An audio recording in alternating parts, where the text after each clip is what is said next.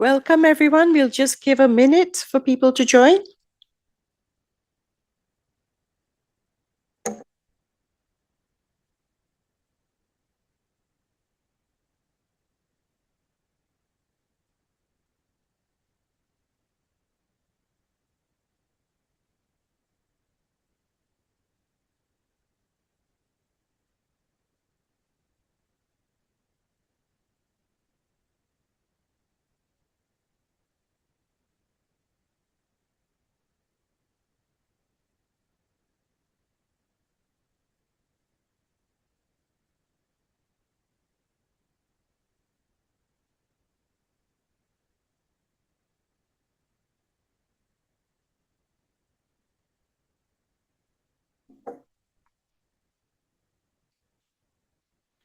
I think we can begin now. So welcome, everyone. Good morning, good afternoon, good evening. A very, very warm welcome to all of you, especially for those of you from far away where it's very late at night or early in the morning. We welcome you and thank you for joining us today for a special EPI-WIN webinar on Zika, 10 years after the public health emergency. It's a special landmark. 10 years ago, in Brazil, doctors found a huge spike in babies born with microcephaly, and that led to Zika and eventually to the declaration of the public health emergency. So today you will hear from experts from all over the world on what we've learned so far, where we are in the after 10 years. We have a very distinguished panel before us. We have Dr. Maria van Kerkhoff giving the welcome remarks, followed by Diana Rosa Alvarez, who's the acting unit head of emerging zoonosis and high impact epidemics at WHO. She will provide the global overview, followed by Dr. Livia Fortoso, who will the national coordinator of arbovirus surveillance of the Ministry of Health in Brazil. We then have Karen Rim, a medical officer for Human Reproduction Program, who will talk about the WHO Zika individual participant data consortium, what the progress to date. We'll have a short Q&A after that so that you can ask your questions. Then Dr. Marcelo Mercado, head of research in Bogota, Colombia, will be talking about her studies on following up cohorts of children in congenital Zika syndrome in Colombia. After that, we have Dr. Yves Lakritz from the Center for Infectious Disease Research and Policy in Minnesota, who will talk about the status of research and innovation on Zika 10 years after. Then from Singapore, from Colombia to Minnesota, now to Singapore, we have Dr. Shujian Sim, Director of Microbiology and Molecular Epidemiology at the National Environmental Agency in Singapore, who will talk about Singapore's work in wastewater surveillance to track Zika circulation in Singapore. After that, we have your questions again. And before we go, a few housekeeping issues. This webinar is being recorded, and the recording will be made available to you, as will the presentations on the WHO EPI-WIN website for this webinar. So we will upload it in a few days. We would love to, as always, those of you who are familiar with EPI-WIN know this already. We love to hear from you. So please introduce yourself in the chat. Tell us where you're from. Tell us what you do. Tell us about yourself and your work. We love to hear from you. If you have any experiences you'd like to share, any comments you'd like to make, please do so in the chat.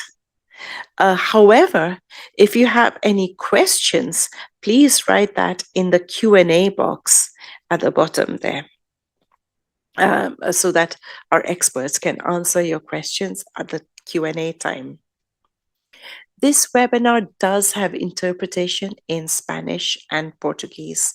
So if it's because we will have speakers speaking in Portuguese and Spanish. So if you go down to the bottom to the globe sign where it says interpretation, and then choose the language that you would like to listen to this webinar in. You will get to hear from it then. And as always, thank you once again and welcome. With that, I would like to request that Dr. Maria van Kerkhoff's opening remarks be shared.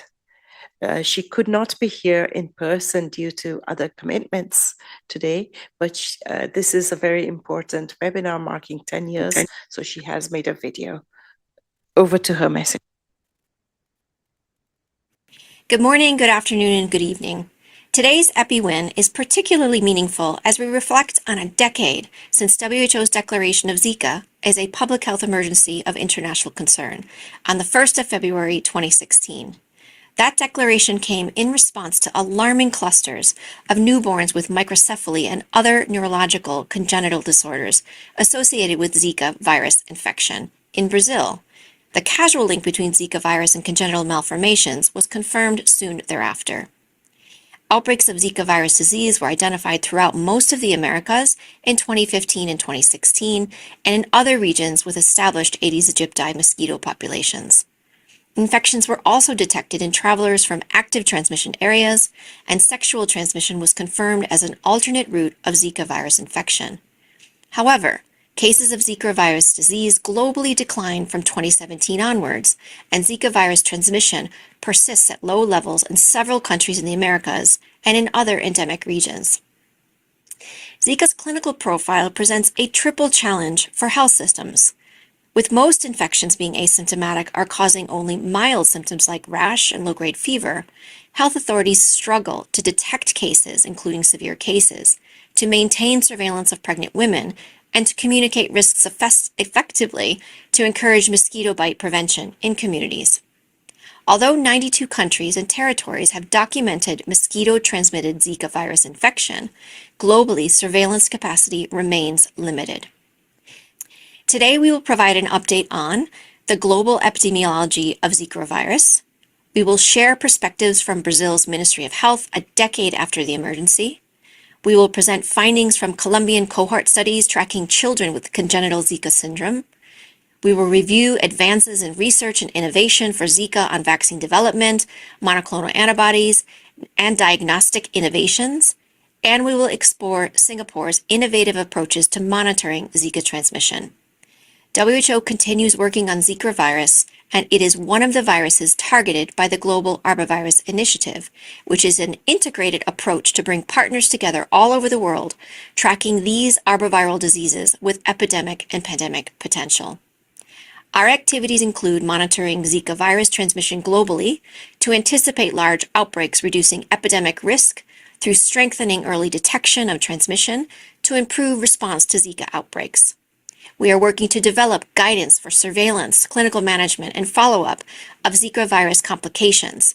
We are working to enhance environmental and vector surveillance and strengthen cross-sectoral vector control.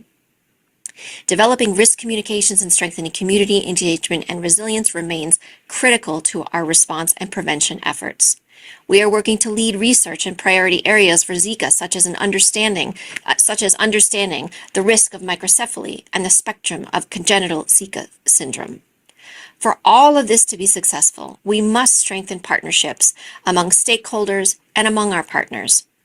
Healthcare workers should maintain clinical vigilance for Zika infection in both residents and travelers from areas where Aedes mosquitoes are active, recognizing that pregnant women and their partners face the greatest risk of Zika-related complications and warrant particular attention. Thank you for joining this EPI-WIN seminar.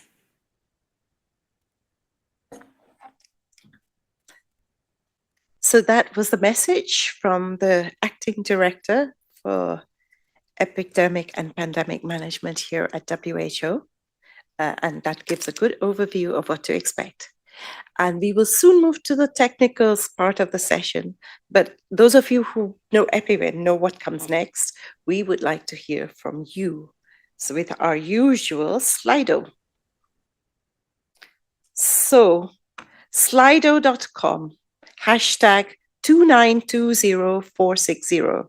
please go to slido.com, hashtag 2920460, and let us know what are the first words that come to your mind when someone says Zika. Don't think about it, just write. What is it that comes to your mind? What do you think when someone says Zika? One person saying epidemic, Brazil, microcephaly, mosquito, virus, arbovirus, children, community. So you're getting all the different aspects of what's important about Zika. Indeed, it's an arbovirus. It causes microcephaly. It's transmitted by mosquitoes. And yes, originally it was first noted in Brazil. Well, someone notes World Cup as well. There's pollution, there's pregnancy, pregnant women being affected. So that brings in the risk communication part of it, the epidemic and why the epidemiology is important, urban breeding sites, and you'll be hearing about wastewater surveillance today. Great.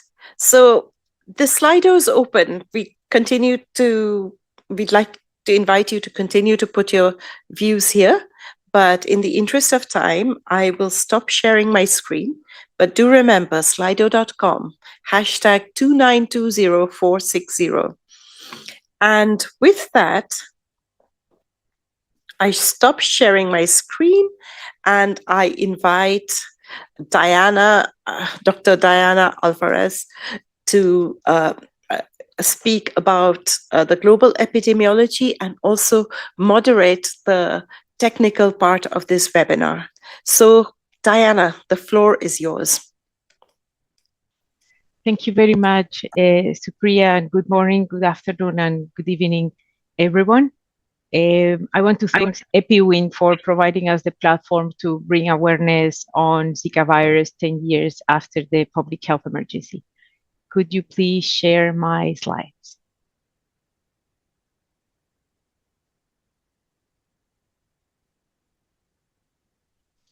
So while they put my slides, I saw all the words that were put in the Slido, and microcephaly is one of the first words that come into mind.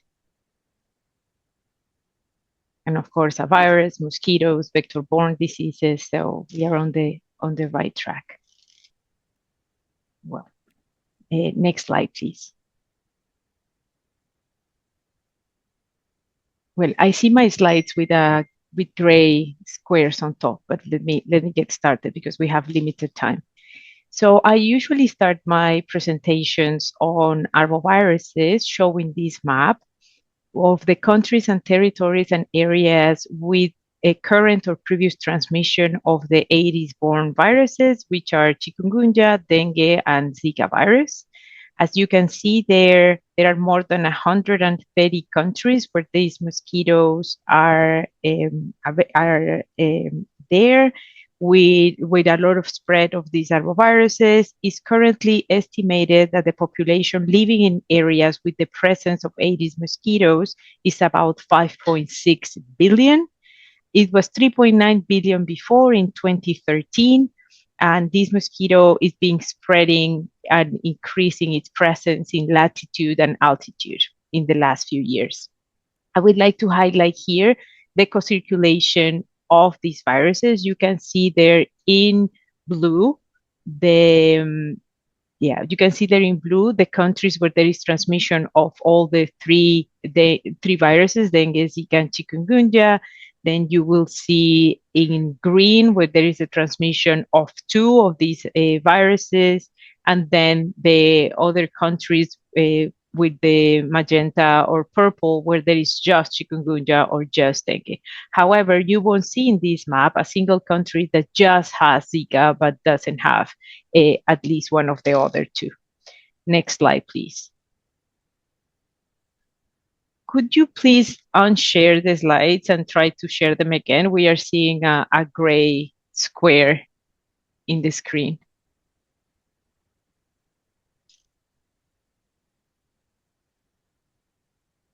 So, well, Zika virus is a RNA virus. It belongs to the family of Flaviviridae. It's the same group of viruses where dengue and yellow fever are.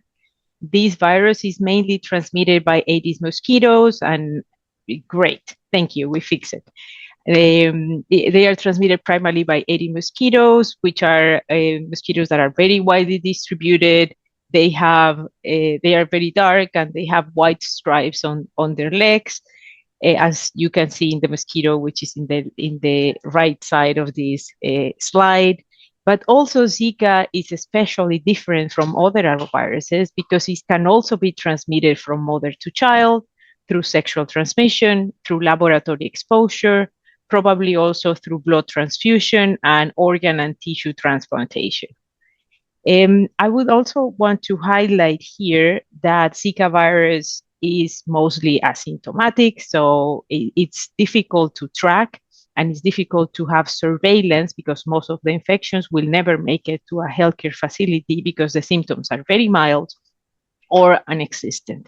However, the infection in pregnant women can lead to congenital Zika syndrome, and we are going to be talking about it in detail today. And also in adults, it can lead to Guillain-Barré syndrome, which is also a post-infectious myelitis in adults.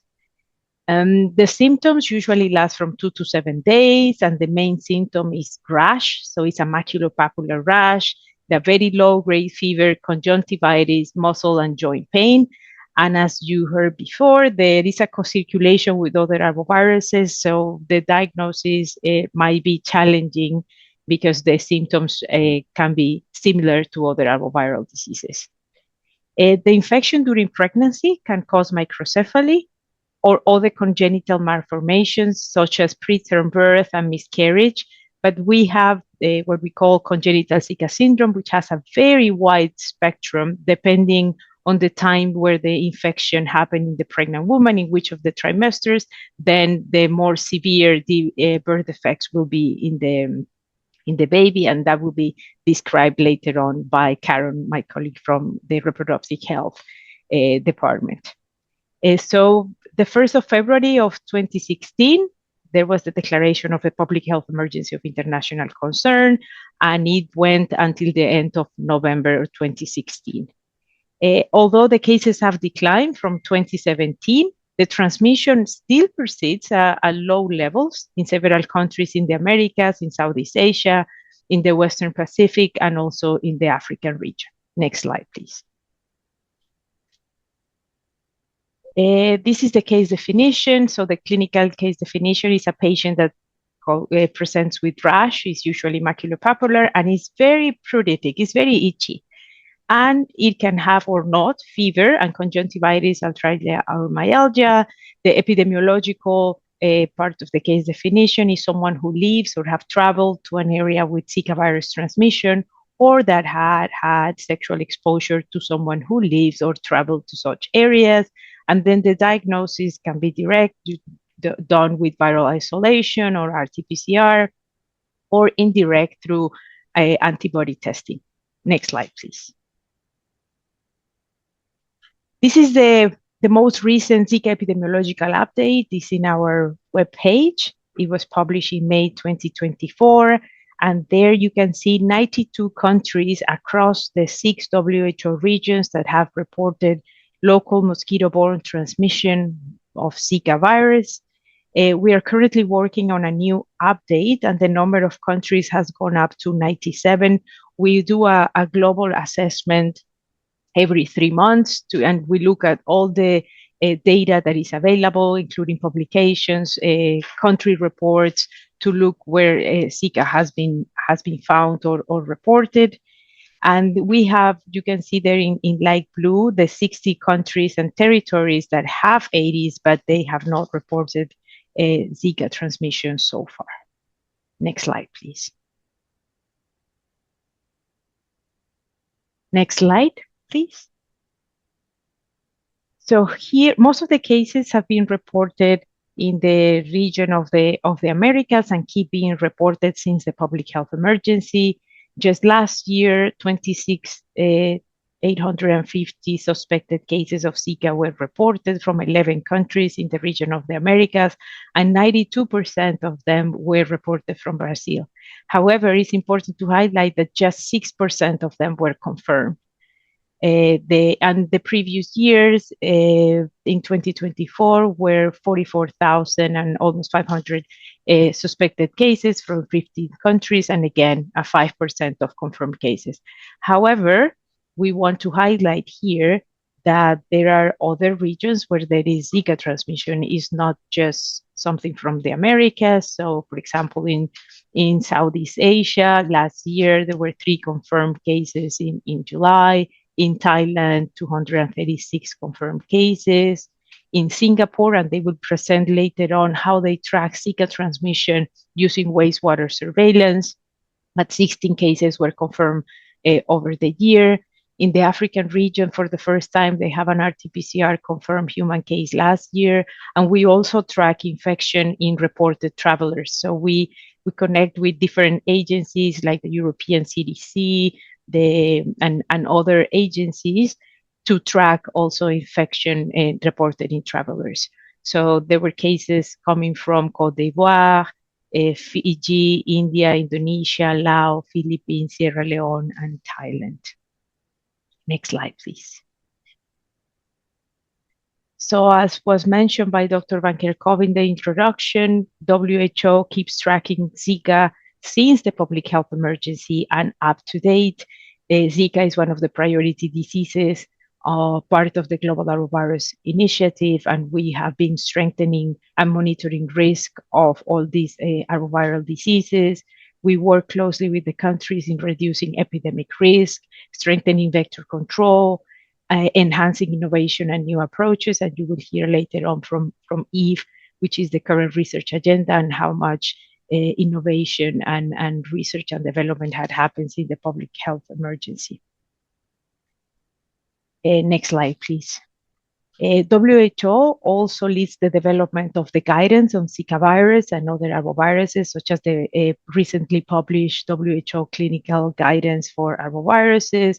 We have a risk communication and community engagement kit on Zika virus, and we have worked on measuring the potential risk and overlapping distribution of these viruses, lab guidance, and of course, trying to disentangle all the relationship between Zika virus, other potential covariates that might be impacting the outcome of congenital Zika syndrome, and that will be presented also by Karen Kim later on. We also keep bringing awareness on Zika with multiple stakeholders to continue generating more evidence on Zika virus, preparing countries and regions to early detect and prevent severe health consequences, and leading the research and development on Zika virus. And with that, next slide, please. I think that is it from my side. And now I will give the floor to Dr. Livia from the Ministry of Health of Brazil. For the translators, I'm going to switch to Portuguese. Bom dia, Livia. Thank you. Bom dia. Good morning, good afternoon, good evening. Good afternoon, Livia. Good morning, good afternoon, good evening. Thank you for the invitation and for providing simultaneous interpretation, which certainly makes my job easier to speak about the Zika epidemic in Brazil. Next slide, please.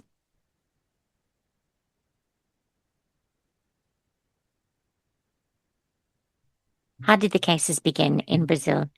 It was December 2014 when there were reports of cases in the Ministry of Health of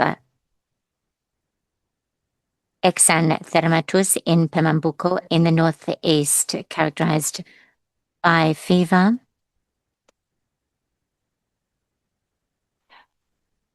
and rashes and itching. As a result of this, it was believed that this was the result of dengue infections. Early 2015, Pernambuco cases were noted, and the first cases were notified, and then it spread to other regions in the northeast in April 2015. The first cases or indigenous cases were confirmed, and the Ministry of Health recognized the transmission of Zika in Brazil. It adopted a sentinel surveillance method to study all of the cases and to see how the disease would evolve. We have a well-established model in Brazil, and as you can appreciate, we still didn't have enough samples to study it sufficiently. At the same time, chikungunya was detected in Brazil in June 2015, we saw an increase in cases of Guillain-Barré syndrome, GBS, which had similar symptoms to Zika. In October 2015, we saw a further rise of microcephaly cases in Pernambuco, where already the very first cases had been detected in 2014. Here, the Ministry of Health communicated with the Pernambuco Ministry of Health, and they indeed confirmed that anomalies had been detected and that an investigation was necessary. So the Ministry of Health notified the WHO with congenital and anomalies. And thus we began to associate this with something quite different from what was occurring in Brazil between dengue and Zika. In November 2015, the public health emergency of national importance was declared, and in February 2016, this surveillance began to become international, this sentinel surveillance, and the WHO declared an international emergency a fake of international importance. This brings us to November 2016. As Diana said, the WHO declared the end of the emergency internationally, but Brazil maintained its status of national emergency. And it was only withdrawn in May 2017 when it was declared the end of the Zika epidemic because the cases had dropped and it was considered that the epidemic was slowing. And this was positive. Next slide, please. Next slide, please.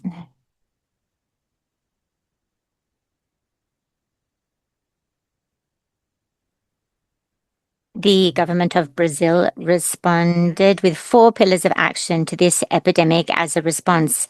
One of the main pillars was coordination that already existed in this response through the president of the Republic, and he organized the involvement of various ministries being involved in the response.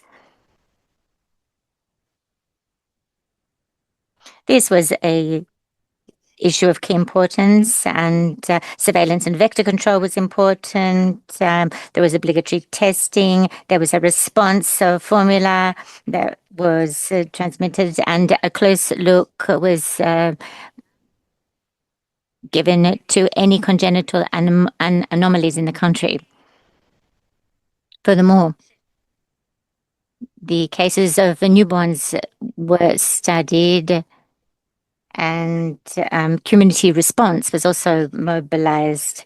We saw a lot of use of technology to ensure that protocols be properly applied. PCR serology and a series of studies were carried out by the federal government with other national and international initiatives to have a better understanding of exactly what was taking place in Brazil. There was also an increase in health care. All of these measures, care for prenatal caring and scanning, screening, and many of these during pregnancies. This was early simultaneous with special social psychological support and an increase in primary health care. Next slide, please. At the same time, an important meeting took place in Brazil looking at the implementation of alternatives for information and evidence or innovative approaches to Aedes aegypti control in Brazil. Next slide, please.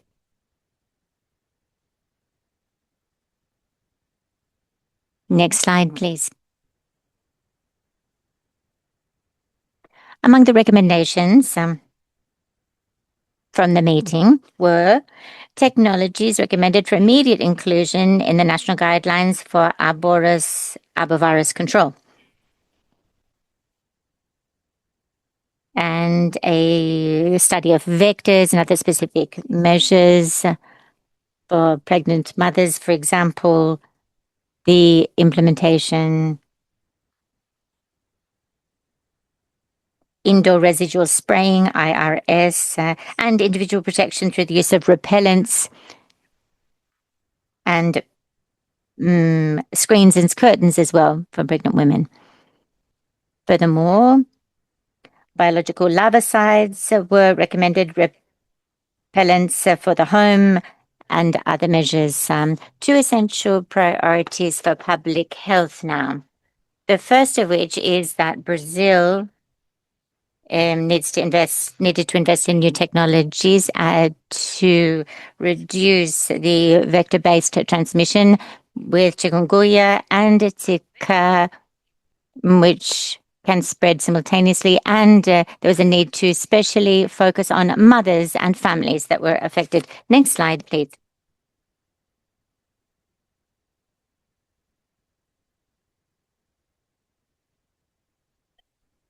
Now, let me give you some statistics. Over 10 years of Zika, have a look at this slide. In the first year, 2015, we had sentinel surveillance, which didn't give us a full idea of the epidemic, but that was the worst year. Systematically, we collected data, and in 2016, we were able to have a good record. In 2016, we saw 194,725 total cases, 28,000 laboratory confirmed, 21,000 cases were notified.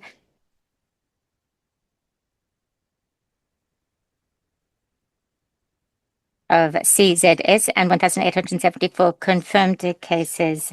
Pregnant women affected, 12,631 confirmed cases, 6,000 laboratory confirmed, and from 2015 to 2025, we confirmed 86 deaths from Zika and 254 deaths from CZS.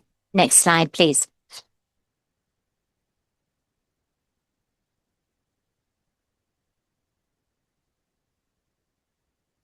In the post-epidemic phase, we carried out significant progress, for example, in terms of biomolecular tests, simultaneous detection of dengue, chikungunya, and Zika in the multiplex test in the various states. This was implemented, and in the national plan, we looked at the CSZ and ensured coordination between the ministries of health departments for a unified and coordinated strategy.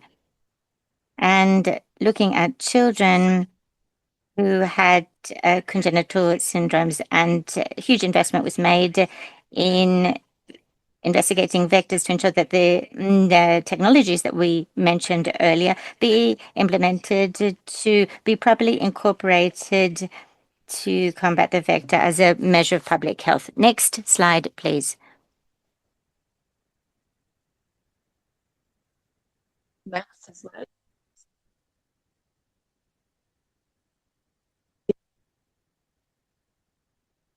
Another important aspect of the disease was a need to ensure social protection. Very recently, we introduced a new law in Brazil which recognizes the long-term impact of Zika on the population. This has been recognized by the state to ensure better health for the entire population.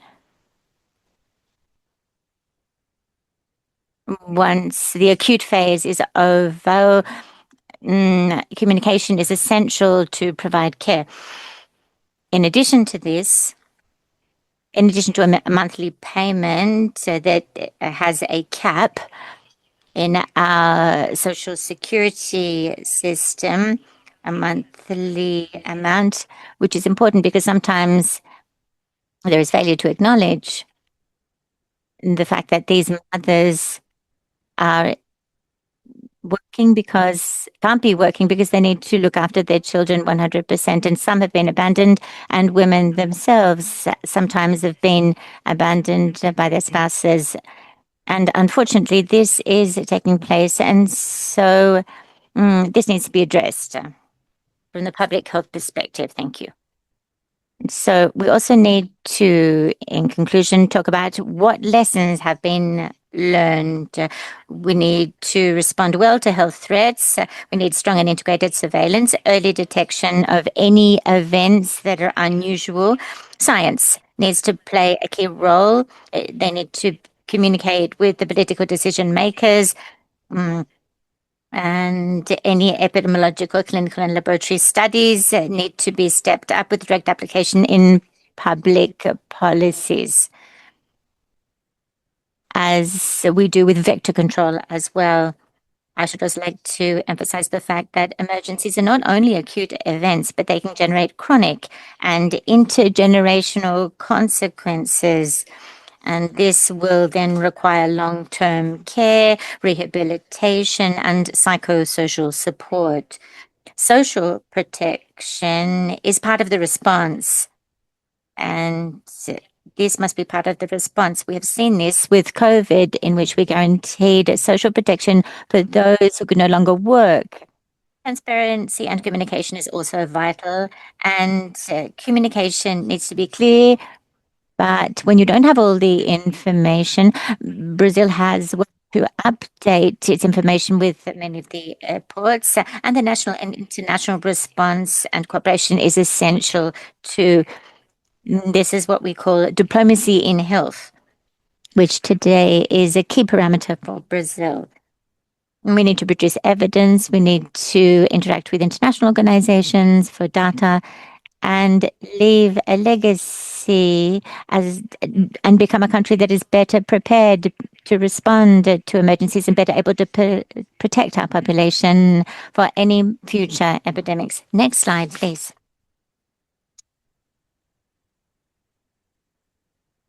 I should like to thank everyone for their participation. And here is a photo of a meeting in 2024 in Brazil with all the mothers, each of which represents a state of Brazil in which they have children with Zika syndrome. These people are from local communities who are trying to come up with a response to this scourge. Thank you. Obrigada você, Lívia. Thank you very much. Switching to English now. So now let me give the floor to Dr. Karen Kim, who from WHO, from the Human and Reproductive Health Department, who will be presenting the WHO Zika Individual Participant Consortium data and the progress. Karen, over to you. Good to see you. Good to see you. Thank you, Diana, and thank you again for having me present in this fantastic webinar. And it's my absolute pleasure to be presenting on behalf of my teammates, Edna Cara, Ronaldo Silva, and Soso Twin, as well as the outbreak working group that is within the Human Reproduction Special Programs that's housed within the Department of the Life Course across Health and Reproduction at WHO. So without further ado, it's my pleasure to take you through the WHO Zika Virus Individual Participant Data Consortium, IPDMA Consortium, on the multiple activities and progress that has been made over the past 10 years and the next steps, because the work continues on. Okay, so let me hopefully the slide is appearing. Okay, so the Zika IPDMA Consortium was established in 2017 by PAHO and WHO, and this with the intent of harmonizing the global research on Zika virus in pregnancy. So this initiative rose out of a Sentinel meeting in June 2016 that brought together international organizations and ministries of health to really face and tackle the mounting questions over Zika and its impact on pregnant women.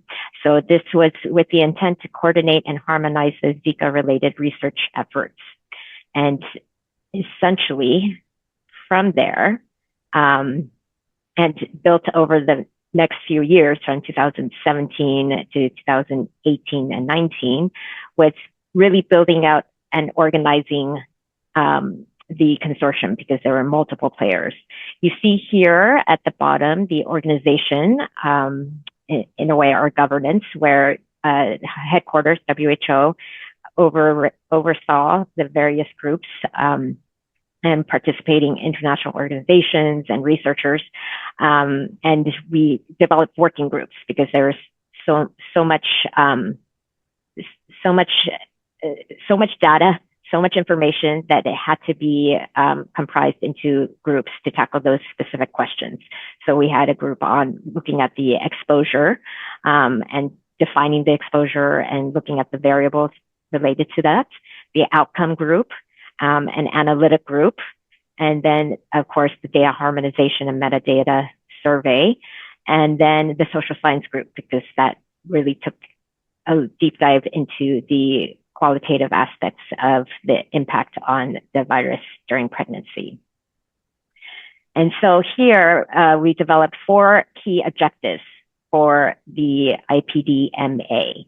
The first objective is to estimate the absolute and relative risks of fetal infection, miscarriage, fetal loss, microcephaly, and other manifestations of congenital Zika syndrome, and later developmental delays for women who do and do not experience Zika infection during pregnancy.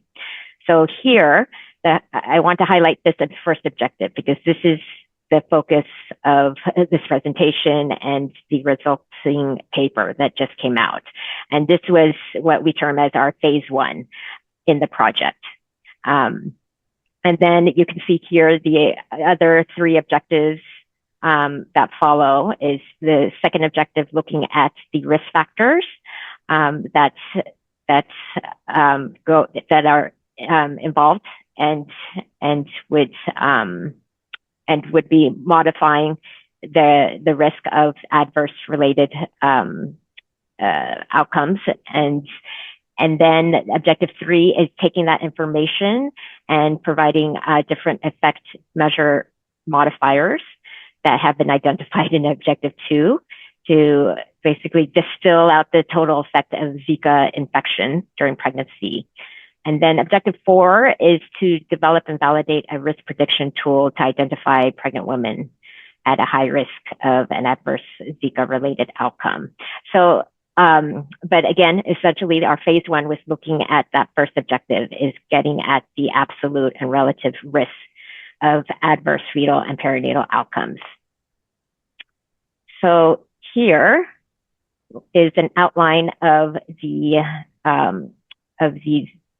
Zika IPDMA process, consortium process, where first we had to single out and provide eligibility criteria of those who would be included in the data analysis. And so this was, we included any cohort study, case cohort studies, randomized control trials, or active surveillance systems, regardless of the publication status. And they had to have tested the woman for Zika infection during that pregnancy.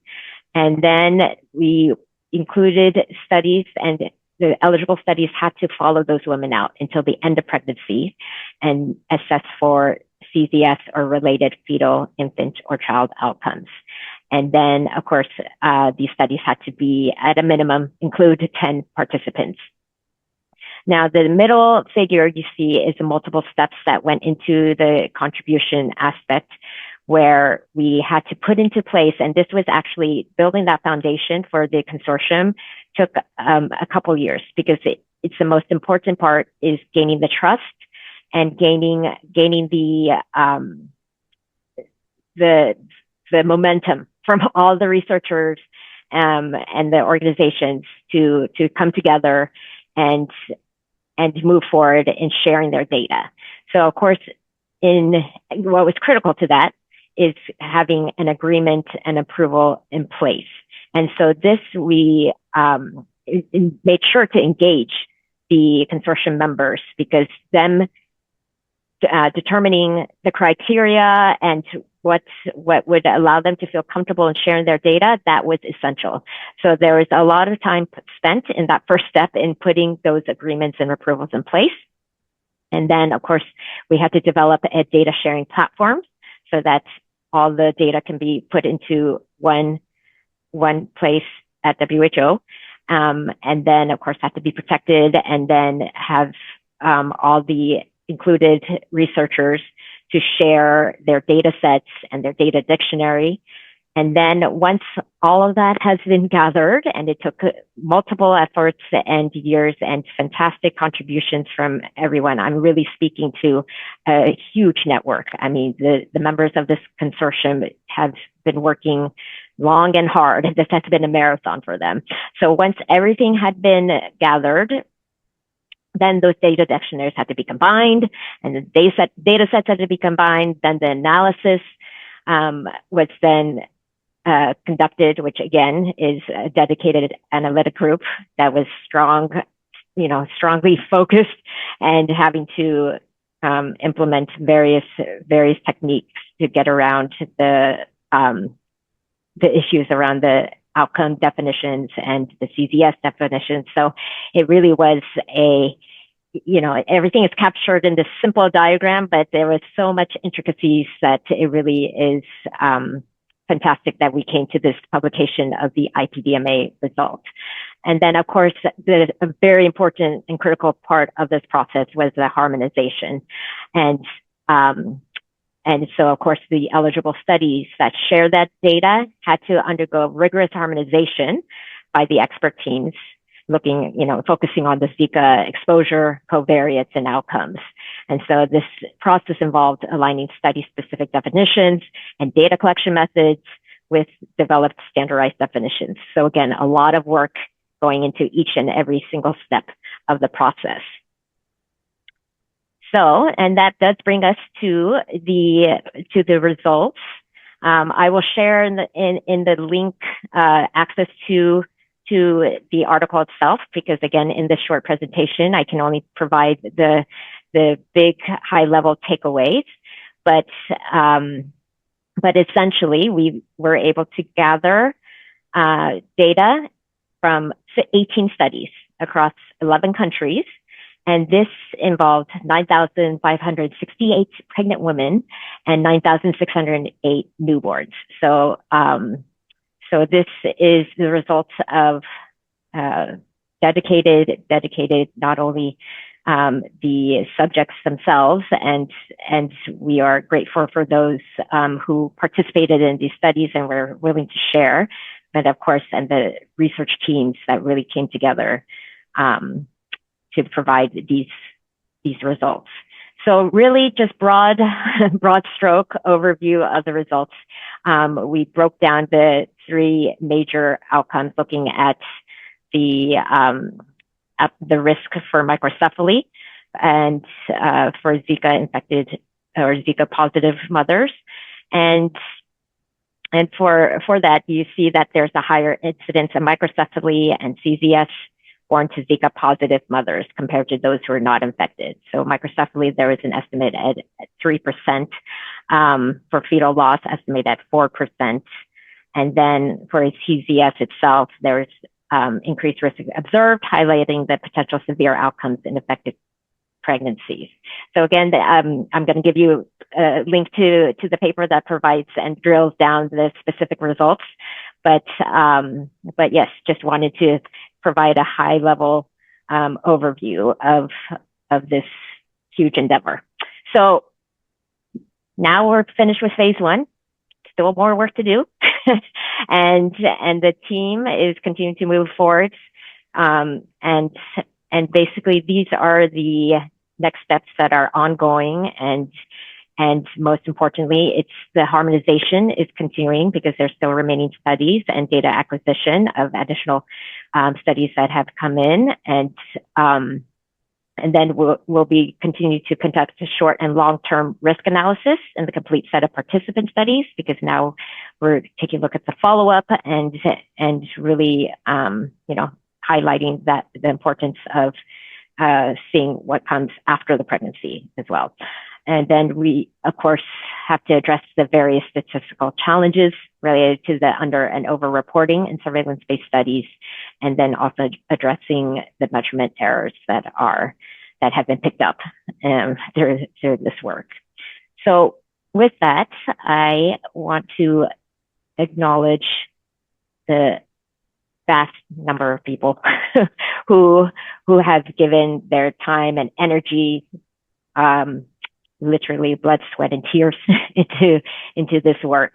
And so it's really, I am presenting on this huge monumental effort in producing these results and getting these numbers to those. So hopefully this will contribute and continue to inform as we move forward, because Zika indeed has not disappeared. And with the climate and the change in weather, and as my colleagues have pointed out, I mean, Zika will continue to persist. So we will move onwards with this work, and I'm happy to just also provide the link as well in the chat to the paper. So I invite you to please take a closer look and reach out with further questions.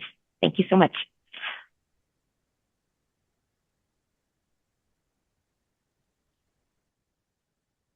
Thank you very much, Karen, for your presentation, and it's been a great collaboration between my team and yours for years. It's a public health emergency. So there are a few questions in the Q&A for you, because I know you cannot stay for the rest of the webinar. So after all this analysis and all these cohorts and putting together doing all this individual patient meta-analysis, do we really know the risk of congenital Zika syndrome given Zika infection, and does it vary between trimesters? And based on that, which recommendations will you give to pregnant women or women who are planning to travel to one of these areas where there is transmission, so they take the precautions? Over to you.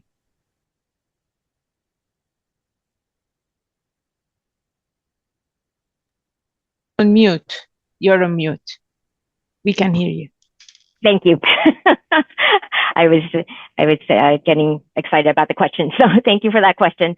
Very, very highly. This is the whole reason for doing the IPDMA, is really to get to those numbers, because these were in the end looking at the absolute risks and the relative risks. And again, I'll put in the chat so you can see more clearly the details to the results and the analyses, because various models were implemented. But the numbers were, given that this was taken over, multiple data points, and these are quite robust, and they did align with prior studies. It wasn't showing anything like crazy out of this world, but it did provide assurance that these numbers are solid based on the analyses that brought in so many participants and their data, that it's robust enough to counsel and provide women with this information. And this is really the key, where we can tell them that the risk of microcephaly, the risk of congenital Zika syndrome, I mean, there is an increased risk if you are having the Zika positive results. So this is, again, where WHO, we provide the evidence, and it's important for women and girls, especially in pregnancy, to get the evidence-based information so that they can make an informed decision about their pregnancy. So I will say that work is continuing and ongoing in terms of trimesters and breaking it down by trimesters. We are continuing to drill that down because we were focused on more the absolute and relative risks. But again, those are like additional analyses that are to come and will be highlighted in hopefully future publications.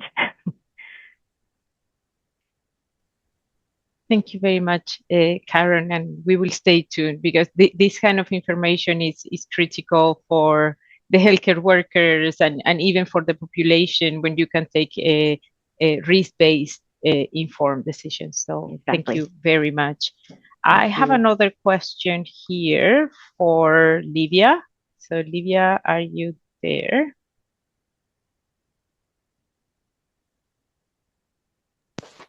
Sim, estou aqui. Tá bom. A gente quer saber, I'm switching to português. So, a gente quer saber se tem alguma explicação mecanística de por que a ocorrência do surto no Zika no Brasil em 2015, 2016 e que fatores contribuíam para declínio do surto no Brasil posteriormente. Bom, a gente tem algumas hipóteses sobre essa ocorrência, né? Algumas delas até documentadas em estudos, mas 2015 foi um ano de El Niño forte, como foi também 2024. Então, essas mudanças climáticas podem ter contribuído com esse aumento de casos, e nós acreditamos que as nossas taxas de ataque foram muito altas nesse surto, e logo depois a doença foi regredindo a ponto de não termos mais muitos casos confirmados. Apesar do Brasil ser o país que mais notifica casos prováveis, casos suspeitos, nós temos uma vigilância muito sensível, mas a confirmação por métodos diretos, ela tem sido cada vez mais baixa.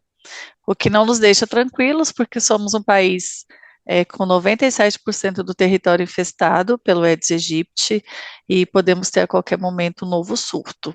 Mas alguns eventos globais de esporte podem ter influenciado a rápida chegada do vírus, como todos nós estamos sujeitos a outros vírus, dada a velocidade com que as pessoas infectadas podem sair de um local do planeta para outro. Então, é um risco que, tendo as condições favoráveis e o vetor presente, é uma constante ameaça.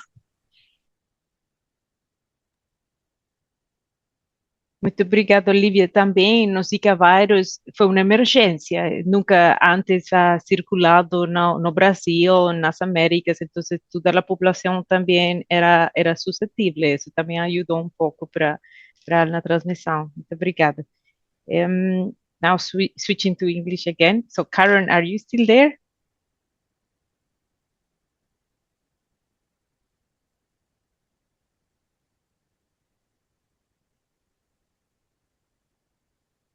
Karen? Karen, there is another question for you. Yes. I think she Hello. left. Okay, you're still there. So there is another question for you about how long will the follow-up of the newborns to ascertain the different outcomes of congenital Zika syndrome could be, and which are important clues to do the diagnosis beyond macrocephaly? Over to you. So I'm going to actually come back to you with that because I'm going to take a look. I don't want to give information because our included studies definitely were looking at, with the 6 weeks postpartum, right? And then of course there was multiple discussions of, the need to follow up, to follow out those children. So at least in terms of our IPDMA, we go up to the 6 weeks, and then, but in terms of distinct studies, I mean, there's multiple cohort studies that are following children out. So, so I can also provide additional information in the chat as well once I can ascertain which studies are and how long they're following out the kids. But definitely, that this was highlighted in multiple discussions over the years, that there's only so much that you can get from the birth and yes, postpartum, but really the essential need of following out the children is essential because the different manifestations of the infection can come out much later in development. So I'll come back to you with further details. Okay, thank you very much, Karen, for your participation and sharing with us all the phase 1 part of the IPDMA. So now we will continue with the second part of this EPI-WIN. And well, the question was about how long will the follow-up last, and we will be presenting here Dr. Marcela Mercado who is the head of research of the clinical country in Bogota, Colombia. She's going to be presenting the follow-up of cohorts of children with congenital Zika syndrome in Colombia.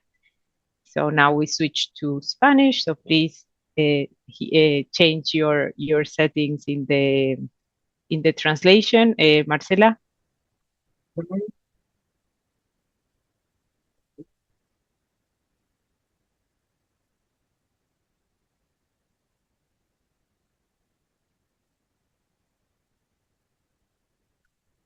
Presentation.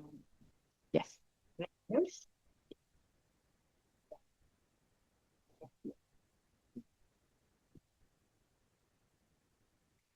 Thank you very much, Paul. I will be presenting a summary of the 10 years since the situation in Colombia, since the virus was introduced in 2015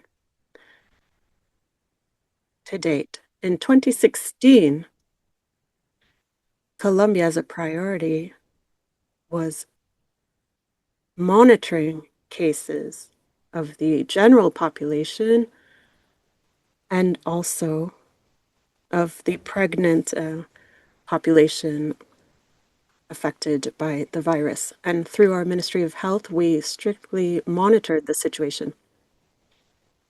I will base my presentation on 2 areas, essentially. First, to describe the scientific evidence generated in Colombia over the past 10 years relating to public health surveillance, genomic surveillance, basic research, clinical findings and consolidation of CZS, and also public policies and social innovation. In addition, I'd like to share the testimony of a specific case of a mother in the Zika development program. As was mentioned earlier, in August 2015, we started monitoring surveillance of Zika in Colombia. We had our first local case in October. And for the following year, January through April of 2016, we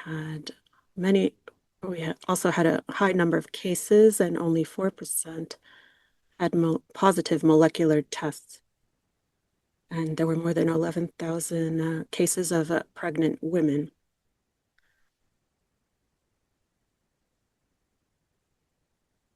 As we can see in the graph in the upper right-hand corner, there's a diagnostic here. This only concerned a small portion of the population. The majority of cases were confirmed. This required training of healthcare personnel and of other personnel, but essentially gynecological staff and other experts undertaking prenatal tests and ultrasounds. This emergency was declared in the Americas region. It was the continent that was most affected, and our National Health Institute saw a need to look at these women who had been infected towards the end of 2015 and early 2016, we saw a peak in births of in newborns with various symptoms, and then we saw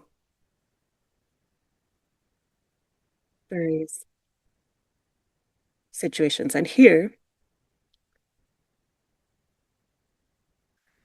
there were placenta tests and other types of tests, and we were able to study Zika in our country.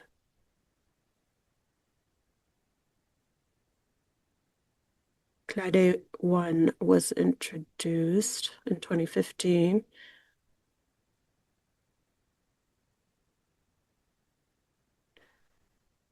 And of course,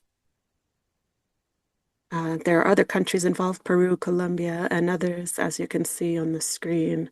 So this was further widespread. And I think that's very important because for 10 years, we have been using this genomic surveillance.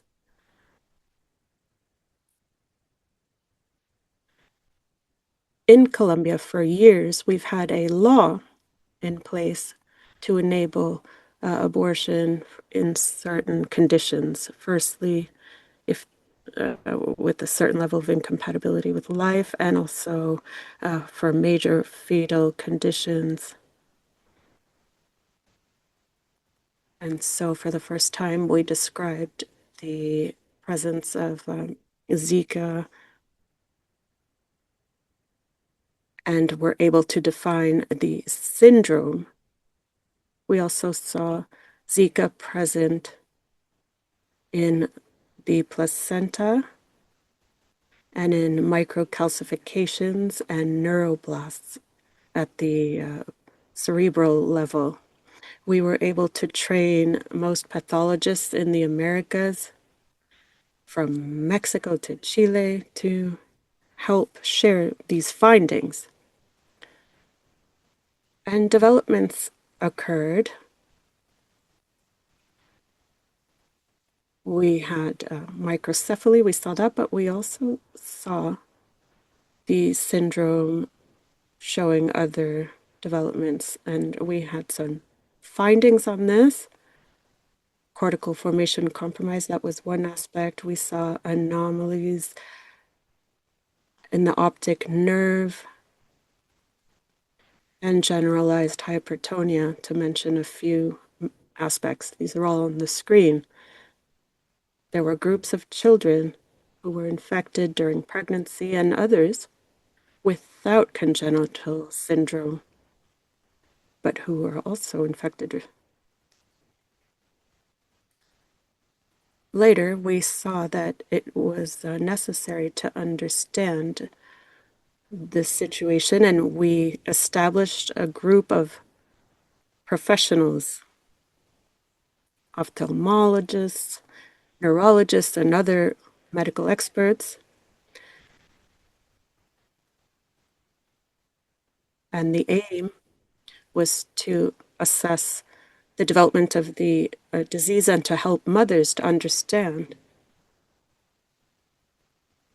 this very complex situation in the first years of life of the child. This occurred in 3 different cities, in Barranquilla, and also near the border with Venezuela.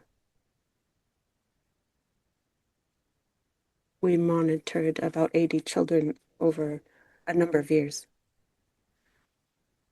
In terms of monitoring these newborns, we saw some major findings in relation to the syndrome, but also on disorders. And so we had a group of findings, as you can see here on the screen. I mentioned some of these. Some of this has to do with neuroimaging, associated disorders. Others, for example, there's epilepsy. 62% of children displayed epilepsy. Hearing loss, sleep disorders, circulatory problems.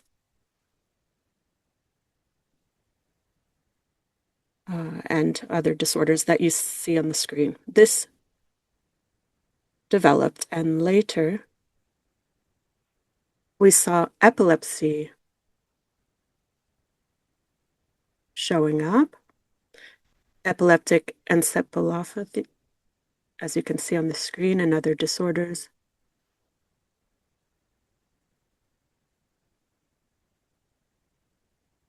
Gastrostomy tube users, 20%, and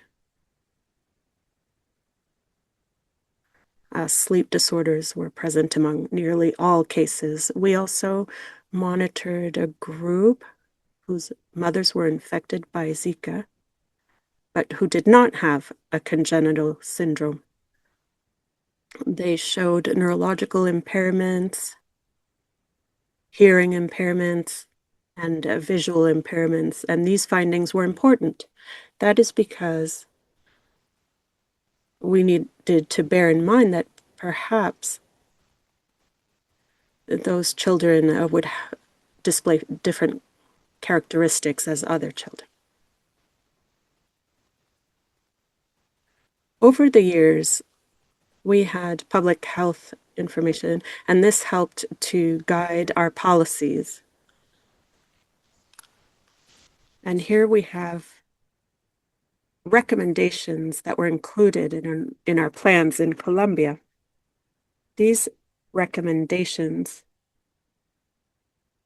were in the context of presenting a case or an underlying case, and then this would help to provide specific care to children with congenital issues and others without congenital features in the early months of life. And so mothers were able to have access to health care more easily.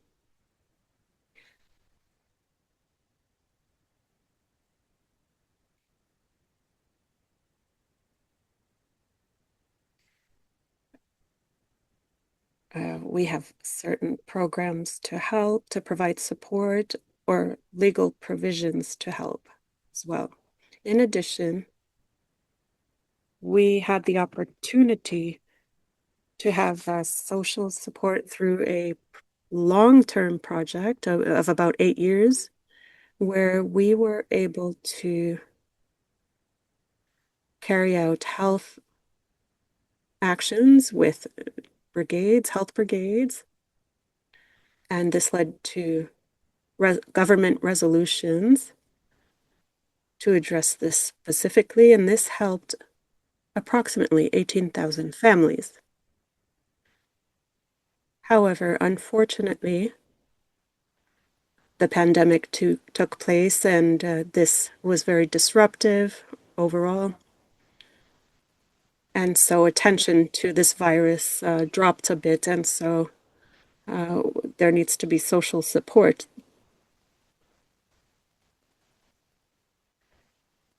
And there was an approach to focus on two groups of women in two different cities of Colombia. But many challenges remain. In Colombia, there are no specific programs dealing with Zika syndrome because this involves complications, health complications.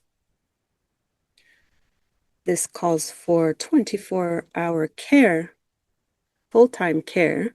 This requires multiple medical needs being attended to.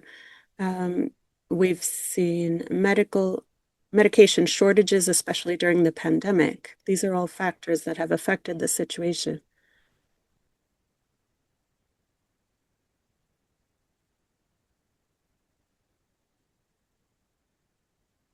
In addition, I'd like to also briefly share thoughts about, we have mothers who are here, and we'd like to share with you their views that have been shared with us.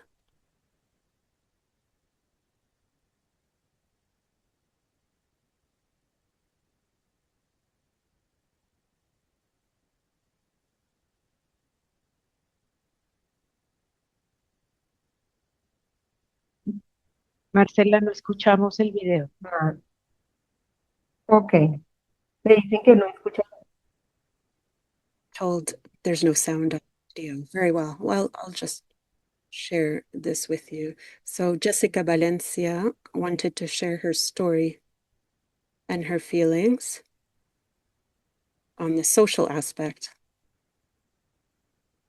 on difference and inclusion.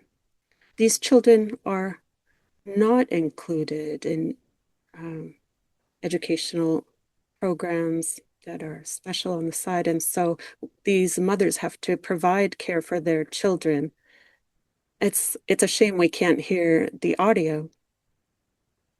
In any event, I'd like to thank the whole team. Thank you for working with us, for helping the mothers and infants and children at the WHO, and all those who have given us time and energy to work with us, ophthalmologists, others, neurologists, and we stand ready, of course, to share our experience with you. Thank you.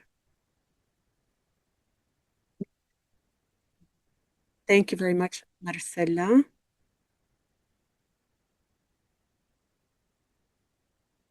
I see links with what we heard from Brazil on the social impact of Zika that has not really been measured during a public health emergency. Of course, the media focused on that, but what about the social impact on families, on mothers, and society at large? That's a very major impact. Thank you very much. Again, and without you, so I'm switching back to English again, and without further ado, I will give the floor to Dr. Yves Lakritz from the Center of Infectious Disease Research and Policy in University of Minnesota, who will present the status of research and innovation on Zika. Over to you, Yves. Thank you. Hi, thank you, and hello to everyone. I'm Eve Lakritz from University of Minnesota. I'll be talking now about Zika research priorities for preparedness and response, and also some of the important progress that's happened over the last 10 years. Next slide, please.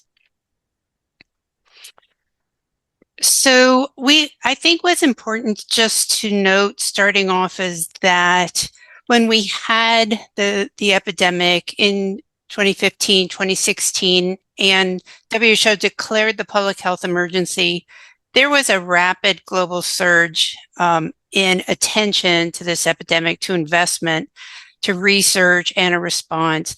There was a very important and rapid progression of an understanding and knowledge gain in terms of transmission, pathogenesis, spectrum of disease, diagnostics, vaccines, and a lot of attention to prevention and control. Next slide. But then, of course, transmission waned. Next slide, please. And the end of the fake was declared. But we were left with a lot of continued challenges, and the Zika agenda was left unfinished. At the end of the fake, we had no vaccines, no monoclonal antibodies, no therapeutics. We have no diagnostics for routine screening of asymptomatic pregnant women, and very limited global surveillance and laboratory infrastructure, particularly outside the Americas. So when we look at that, we're basically in the same situation as we were at the end of the emergency, and rather unprepared for reemergence that could occur in the future. And I think what's important for all of us, and I'm so grateful to WHO for bringing us all together and raising the visibility of this agenda, because the end of the emergency does not imply an end of the response.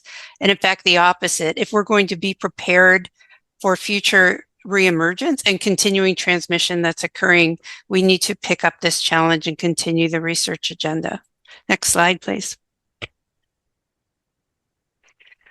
But there are a lot of challenges to understanding Zika and preventing and controlling it. The main one is that the vast majority of infections are asymptomatic. People never even know they have an infection. And if they do have an infection, the symptoms are quite mild, self-limited. People don't present for medical care. So these cases are very likely not to be detected or reported, particularly when transmission's low.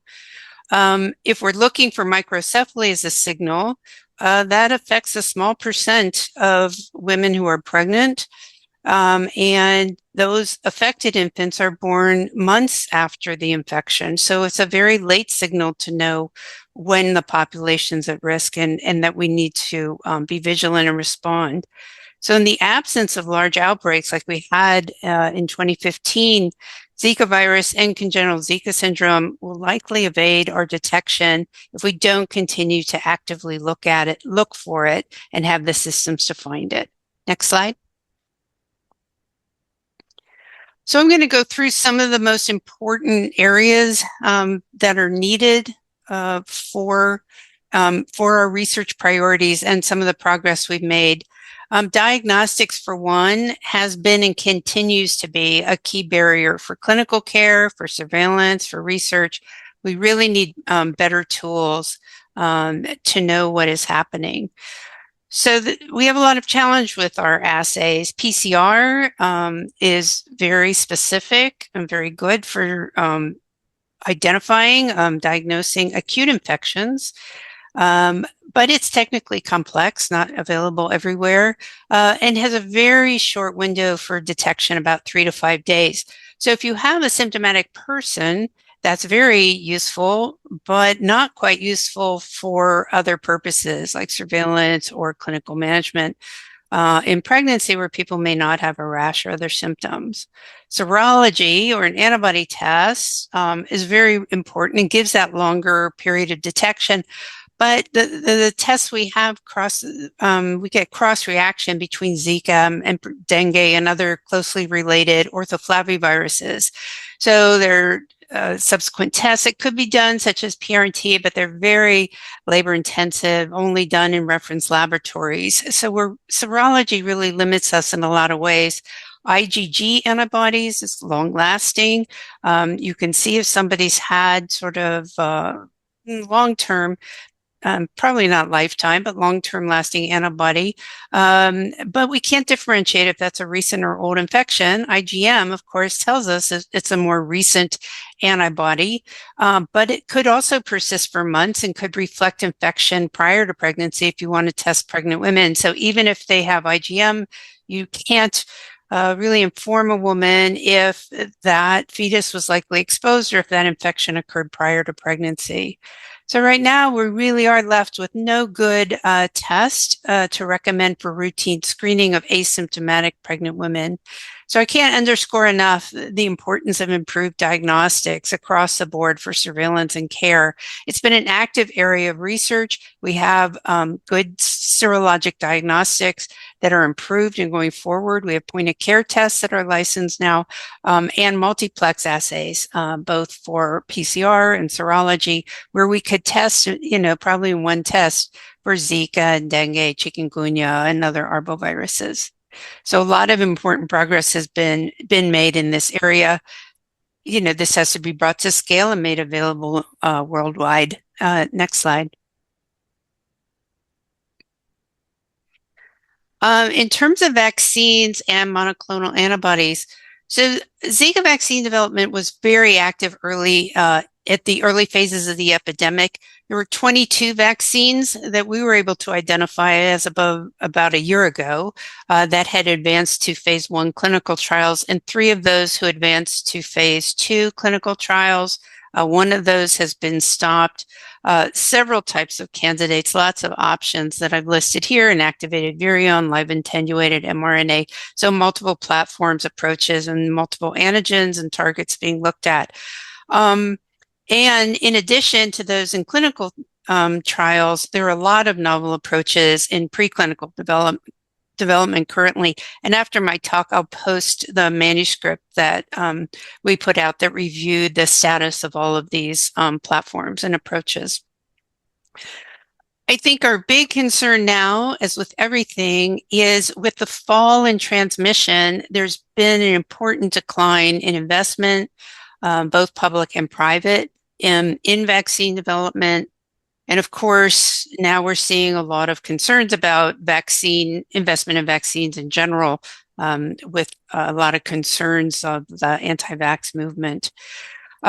So it's also a very difficult time to move those forward. In terms of prophylactic monoclonal antibodies, this is a really exciting area that actually could potentially be more feasible, practical, and responsive than developing and distributing a vaccine in real time. We've seen monoclonals develop for multiple other pathogens, RSV, SARS-CoV-2, Ebola, a lot of different known agents that we've used. And it has a lot of promise for rapid deployment, including use in pregnant women. These are passive antibodies, and then you don't have to worry about how vaccines and clinical trials of vaccines and their safety in pregnancy. So it's a really promising model if it could be available, affordable, and manufactured at scale. I think one of our big barriers too in research is if there's a decline as there's been a decline in Zika incidence, it's very difficult to move candidates along the pathway of clinical development. Because you don't have those clinical endpoints that you can track if there's no transmission going on. Also, that challenge we talked about before about the large proportion of infections being asymptomatic. So a lot of times you won't have obvious clinical endpoints. The point being, we're at a really important time though, where we could start preparing sites now where we think there may be future outbreaks and be prepared with those protocols and with that infrastructure, should there be future outbreaks, that we could rapidly move these candidates into clinical trials. Next slide. There is still so much we don't know in terms of Zika epidemiology, transmission, pathogenesis, where it's occurring, how it affects pregnancies. Particularly in sub-Saharan Africa and Southeast Asia. We do know the pre-epidemic Asian strain continues to circulate in Southeast Asia. It does have some seasonality, often co-circulates with dengue. But really, there's very limited surveillance on infection and birth outcomes in Southeast Asia. And it's limited to, a few countries are really taking this on, but broadly, there's still a lot we don't know.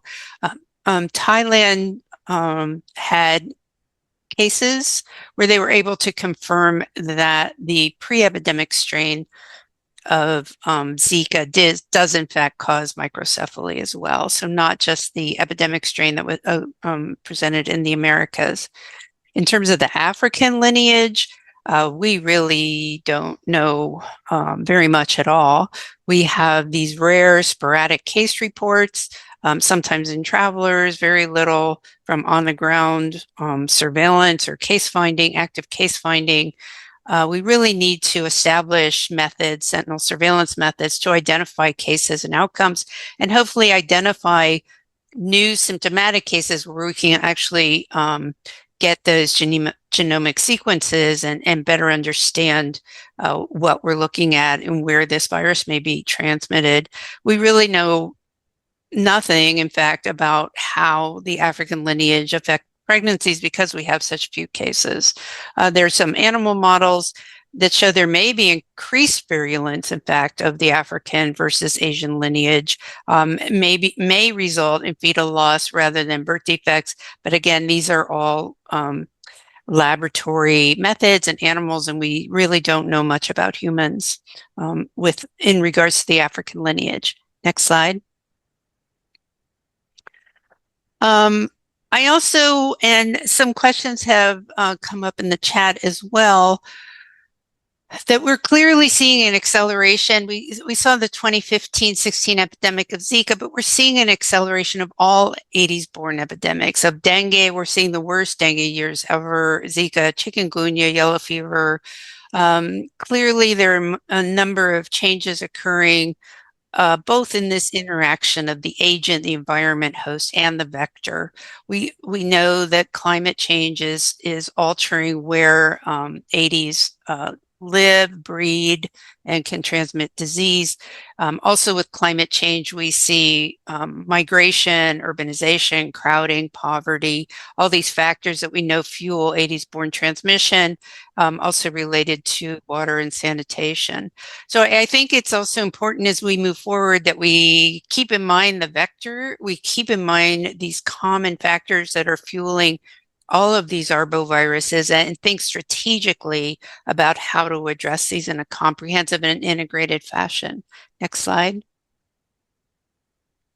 I'm not going to go into much detail on vector strategies, but it's been a very active area of research and a lot of promise in this area.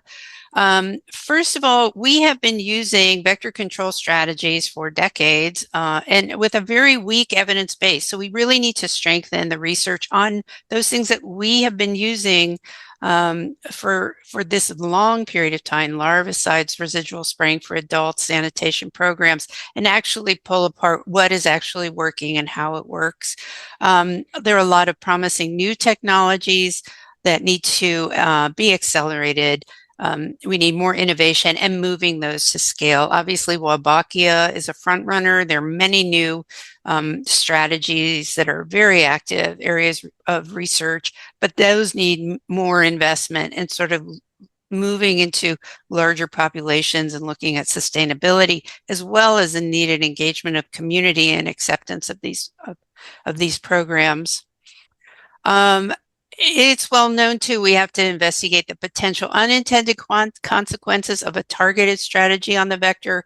If we target a specific species of mosquito, for example, are there other vectors that will just come in and take their place? What are the effects of these novel strategies on disease transmission and more broadly on ecology? So all those need to be developed in tandem with the new and very promising and exciting technologies. Finally, we have to think of building global capacity in entomology and research, in vector surveillance and control, interactions with emergence of human disease. We have a shortage of entomologists everywhere in high, middle, and low-income countries. This is a really under-resourced and important area that we need more investment. Next slide, please. What we tried to do in partnership with the Wellcome Trust is develop a structured approach to Zika research priorities, looking at both where we've been and where we are and where we need to go in the future. We conducted a very extensive, in-depth literature review. We drafted a strategy of research priorities, and then we held a large stakeholders meeting with the Wellcome Trust. That was in late 2023. We tried to identify systematically what are the scientific and systems barriers that need to be addressed broadly to advance the research agenda for diagnostics, vaccines, monoclonals, therapeutics. Also things I haven't touched on here today, but topics of animal models and what needs to happen in those fields, as well as a very important issue of biorepository and specimen sharing. We don't want this work to be siloed. Particularly with the limitations in transmission and what we don't know globally. This is really a time that we have to figure out how to combine forces and strengthen our science. So this was all published, and I'll put the links in the chat later, but this was all published in a joint series of Lancet Infectious Diseases and Lancet Microbe. And in addition to that, there was a meeting report on an integrated research agenda for mosquito-borne arboviruses that addressed a lot of the opportunities and barriers with vector control research as well as animal reservoirs. And that was published in Open Forum of Infectious Diseases. Next slide, please. I think this meeting represents to me a very critical need, addressing a critical need, that we need to maintain public awareness and a continued investment. We not only lost transmission of Zika, but when transmission fell, we lost public awareness. Everyone moved on, and we had all this unfinished work to do. And if we don't do it, we really are not doing a service to ensuring the safety of our global population. It's critical that we sustain investment in research and surveillance and the global capacity that we're going to need to respond to future and ongoing transmission. We need to advance visibility engagement of governments, of foundations, and the public. There needs to be end user demand from the public for more strategies to know where women are at risk, where people are at risk for Zika, and how we can control that. I wanted to put a special shout out to the Wellcome Trust, who just put out a major new award. Wellcome funded 5 large global networks that are launching a lot of innovation in research to accelerate science of diagnostics, genomic epidemiology, investigating animal reservoirs, global transmission, and with a particular focus of Africa and Asia, where I think the least is known and where we have the least capacity to detect transmission. And also, just in terms of sustaining visibility and investment, that's going to be critical to advance science that's needed for global preparedness and response. I hope we continue with the momentum that we've brought together today. Thank you.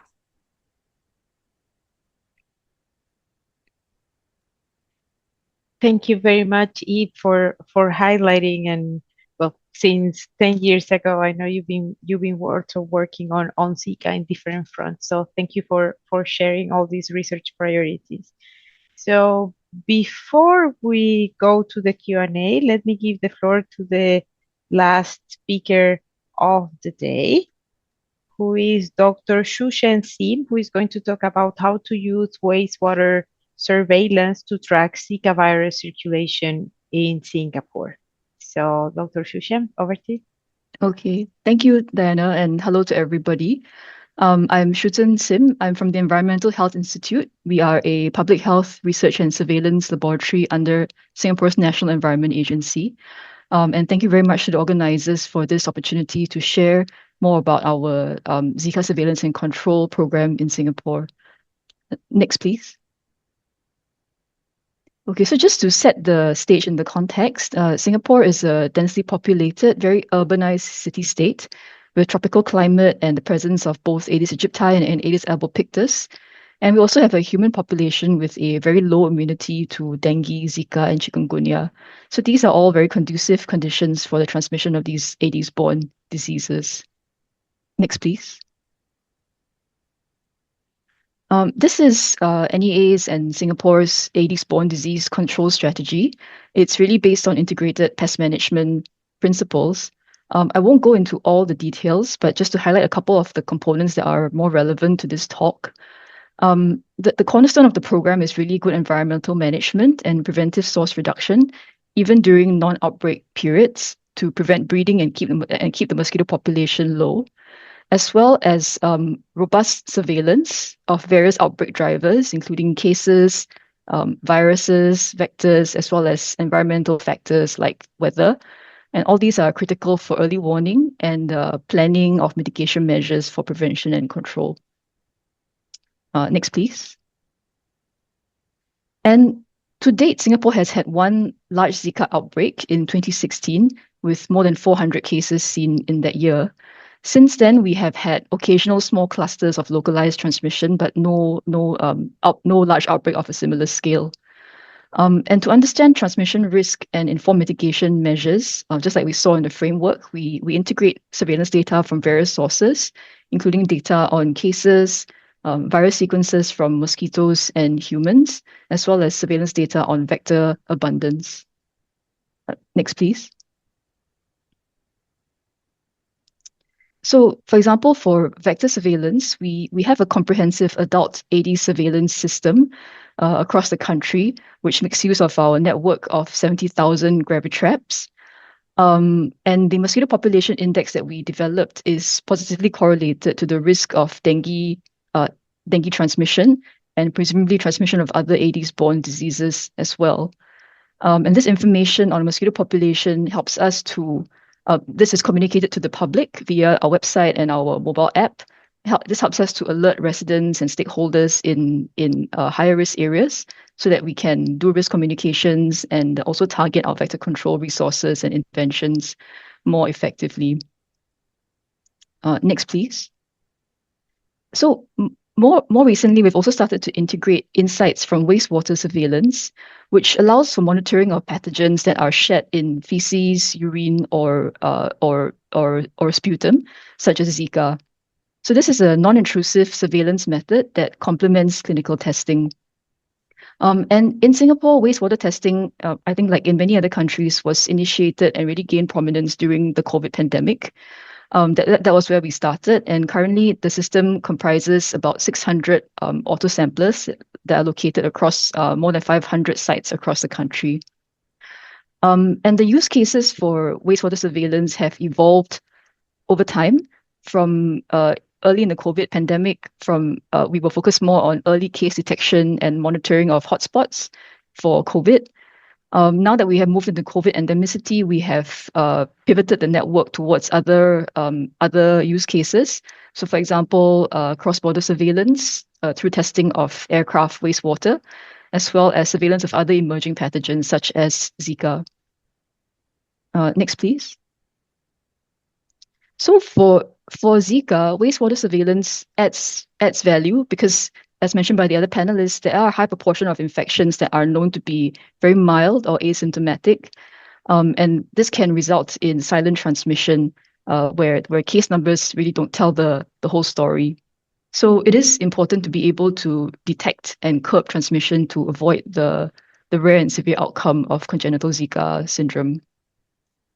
So to enhance surveillance early detection, we have complemented clinical testing with environmental surveillance, namely screening of wastewater and mosquitoes from areas where there is suspected transmission.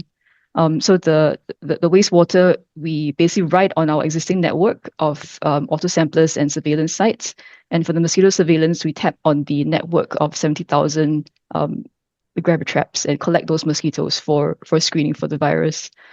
This is a joint program between the Communicable Diseases Agency, so from the health sector, and us, the National Environment Agency, the environment sector. So it's a intersectoral collaboration for surveillance and early warning. Next slide, please. So when we detect persistent signals in the environment of Zika virus, we work with the Communicable Diseases Agency to then issue public health alerts to urge residents and pregnant women to protect themselves. So, for example, to spray insect repellent or wear long sleeves when going out, as well as to alert the primary care doctors, GPs in the area, to be on higher alert for symptoms, to be able to step up that case surveillance as well. And these are examples of some of the news articles and the social media posts that we have put out there to raise awareness in response to the case and environmental signals. Typically, the transmission we have seen has been seen in neighborhoods with a higher Aedes mosquito population. And we've also done wastewater testing outside these affected neighborhoods. So far, that has yielded negative results. So that provides the assurance that the transmission is limited to these neighborhoods of higher mosquito population. Next slide, please. So we think that this lack of widespread transmission can likely be attributed to enhanced vector control, both through conventional methods, classical methods, as well as our deployment of the Wolbachia suppression technology. This is a novel tool that we have been using to control Aedes aegypti in Singapore. Briefly, the technology involves releases of male Aedes aegypti mosquitoes that are infected with the Wolbachia bacteria. And when these released males that are infected with Wolbachia mate with the wild-type females, the offspring of these matings are not viable. And this results in a suppression of the wild-type Aedes aegypti mosquito population.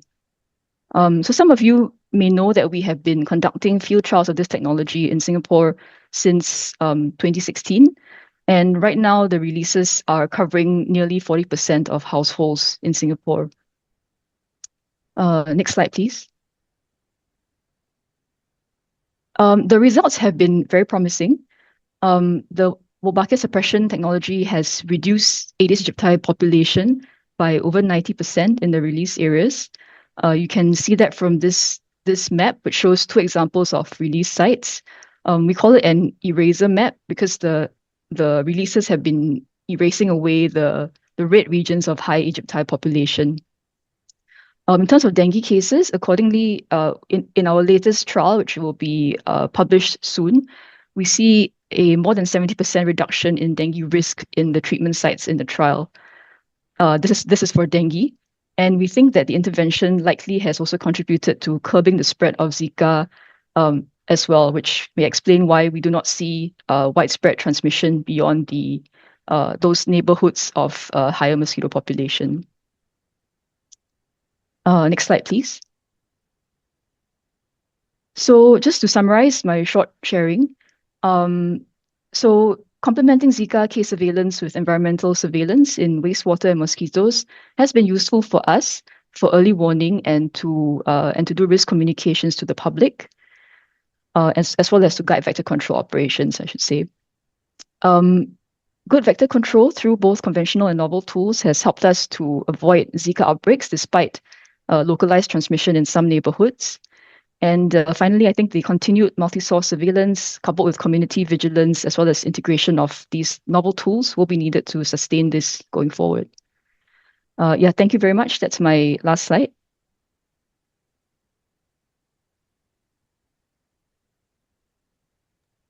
Thank you very much, Dr. Shushen.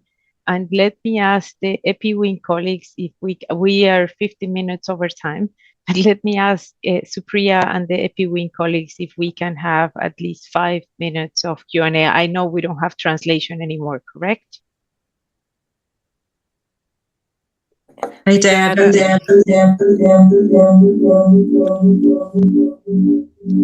Unfortunately, we do not have interpretation anymore, but I think we can take a few questions. I see that we still have 600 people online. So maybe one or two questions because there have been many questions. Yes, thank you very much.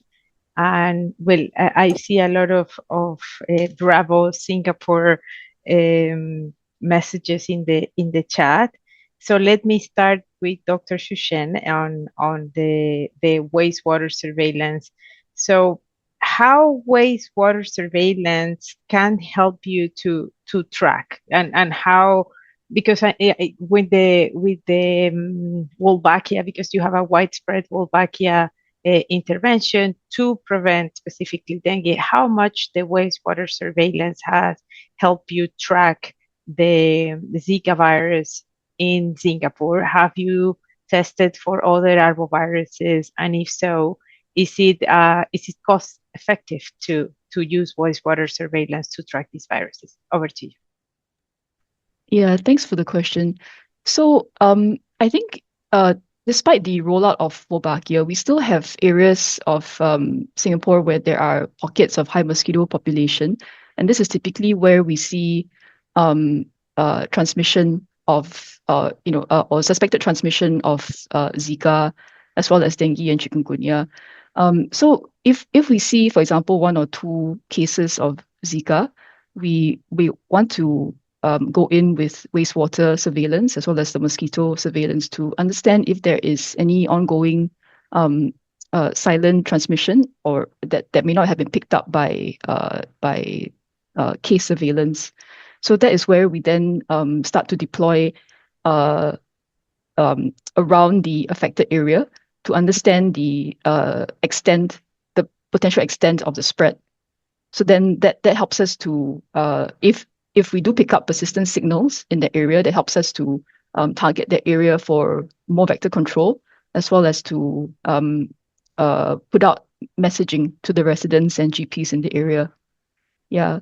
In terms of other arboviruses, we have looked at dengue as well, although I think we have so far not like other programs we have talked to, it's been challenging to detect dengue in wastewater.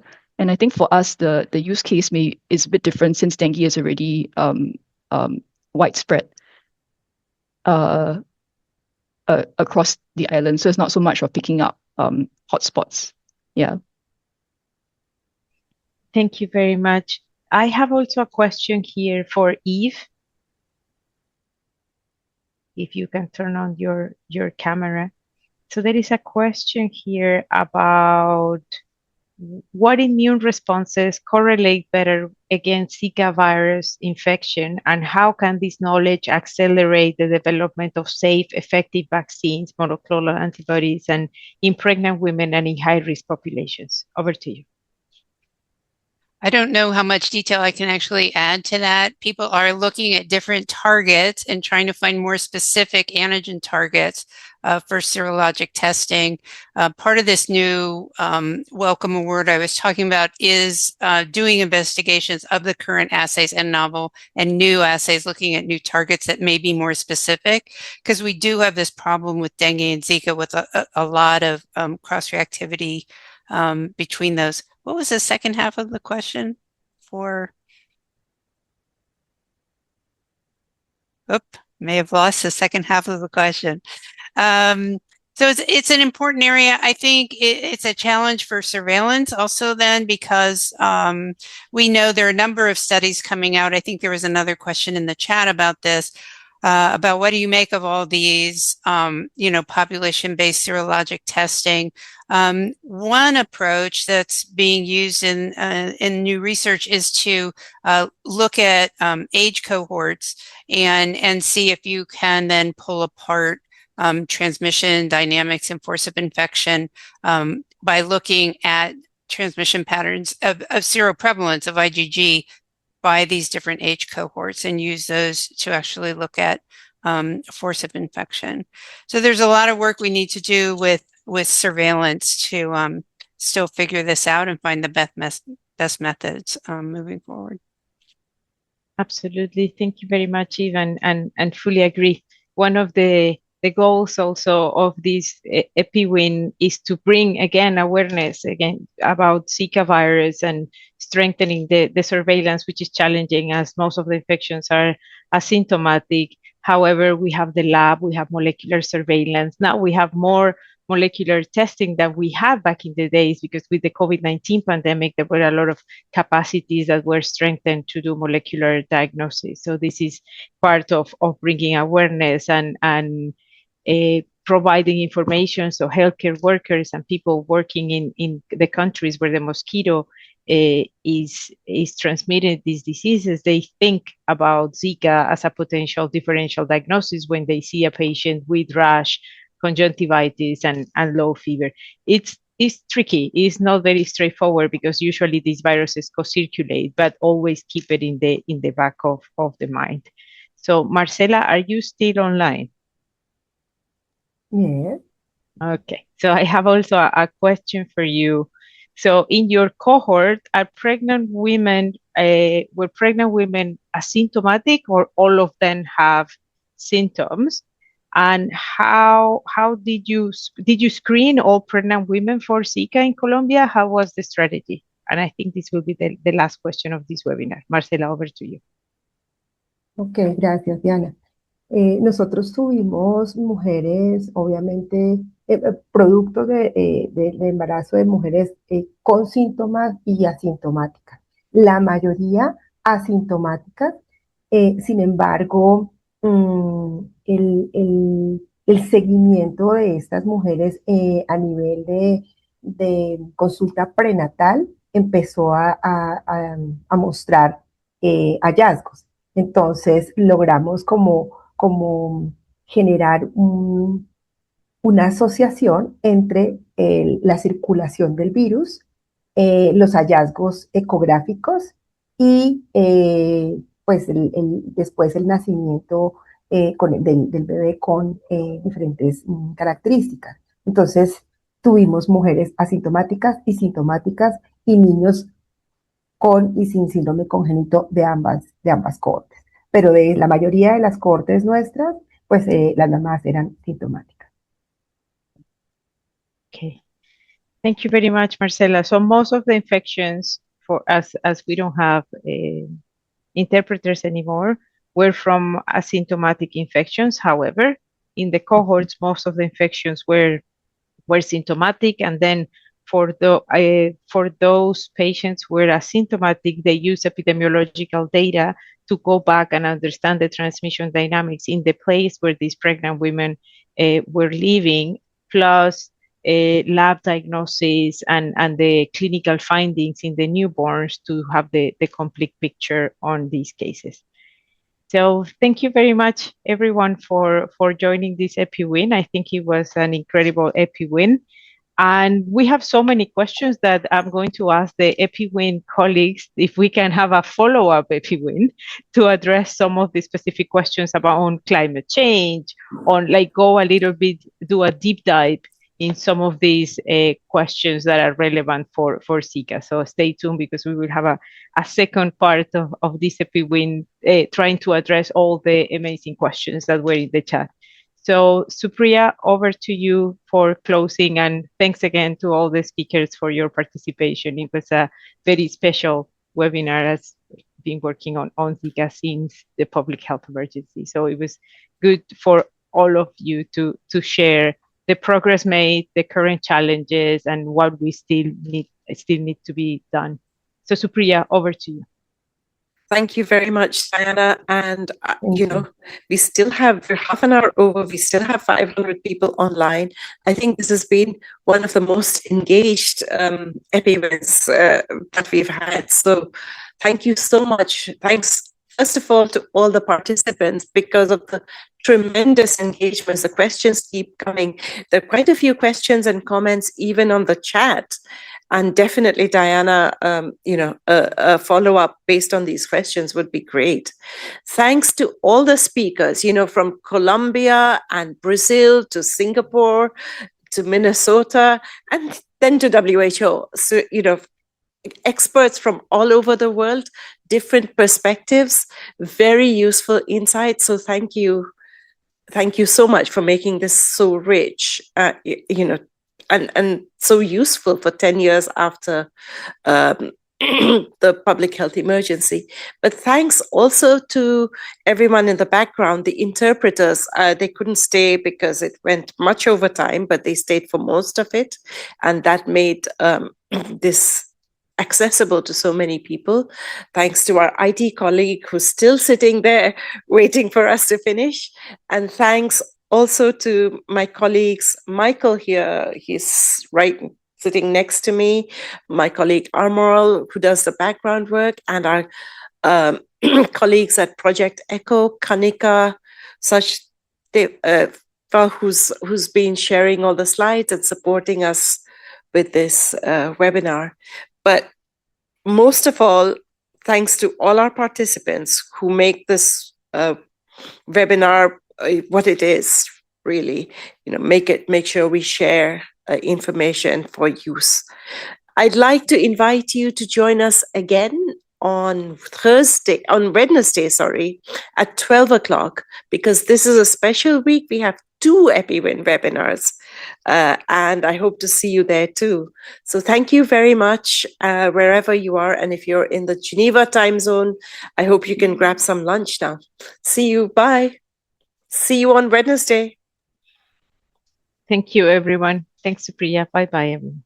Take care. Bye-bye.